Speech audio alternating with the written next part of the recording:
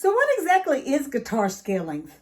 How do you measure it? And why is it important? Stay tuned and I'll talk about those things today. My name is Julie Starling and welcome to my channel. So a guitar scale length is the distance from the nut to the bridge. But because the bridge is compensated with saddles that can move back and forth to adjust for intonation, we don't measure it that way. The best way to measure it is to go from the nut to the middle of this 12th fret wire here, and then to double the distance, so times 2.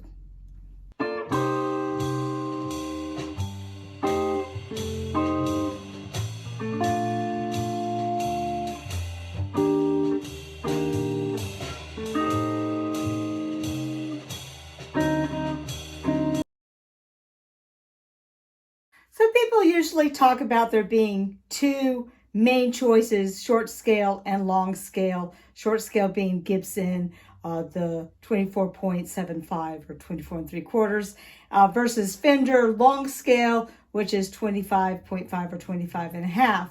However, I would argue that there's really 7 different categories. So I'm going to go through those with you.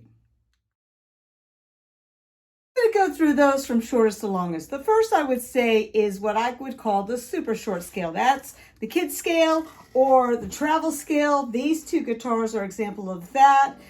So that would be 23 inches or 22.75, somewhere around there. That would be the scale length that you'll see for this category. The next category I would call the student short, which is around 24 inches. Fender developed several guitars in that range, but there's also classical and acoustic guitars that fall into that category as well. Now, these two guitars would fall into what I would call the kind of short range. They're really close to the short, but they're just a little bit smaller at 24.5 or 24.6. And to me, to my hands, and to those people who really love these guitars, it is just enough of a difference that it really deserves its own category. And of course, Gibson Les Paul would be considered a short scale at 24.75. Now, PRS is especially known for hitting that middle scale mark at 25 inches. There were guitars that existed before PRS that were 25 inches. And PRS does make some guitars that are a little shorter or a little longer, but the truth is that their standards and customs are really known for this scale. And of course, Fender and GNO, which is what this is, are known for their long scales, which are 25.5.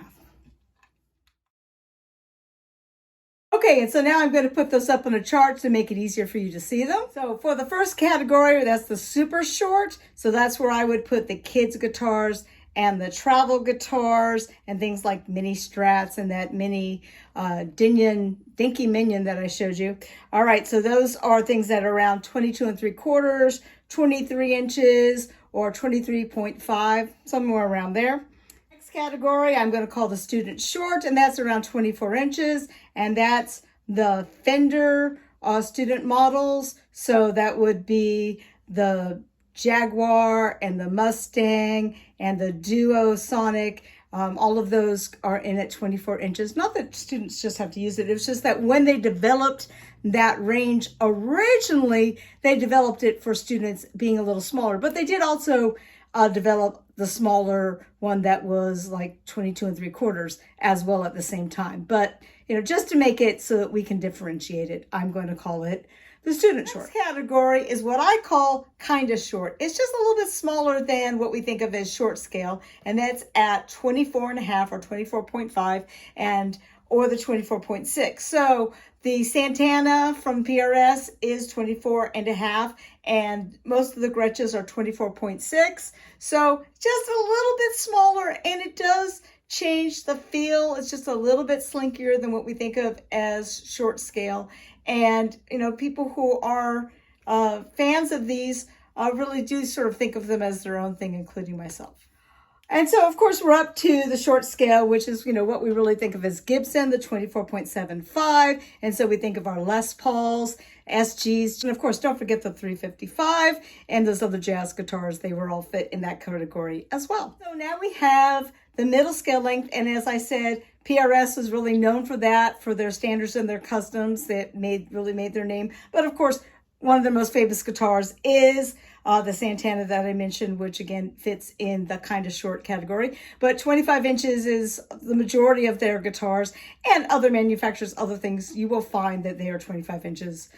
It's a popular in-between category. And so we finally made it to the long category, and long category is what we usually think of as Fenders, and so that would be Strat, Tele, Jazzmasters. And of course, any of the many, many clones from lots of different companies, including PRS's, Silver Sky. They all fit into that. Probably wondering, Julie, what could the last category possibly be? You covered all of them. Well, there is one more. There's one called mixed. And that's where you have to put the Strandberg in. The Strandberg, it claims itself as a mixed scale because for the short side, for the high strings, it has it at 25 inches. And for the low strings, the scale is at 25 and a half. So it actually does this arch sort of bracing as it goes through the guitar in order to give more tension on those bass strings, but make the higher strings a little easier to bend and to reach.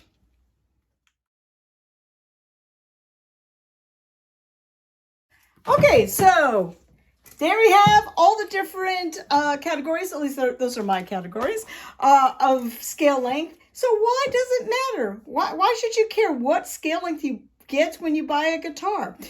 Well, it does matter in the playability and how that guitar feels to you. Now, I have really small hands. They don't do so well on the really long scale, and I am limited on what things I can reach or play if I'm playing down by the nut. There's just things that I can't do. And so I find myself being attracted to the shorter scales, and that's why I know about all the different scales, because, it was sort of a journey trying to find what works and what fits for me.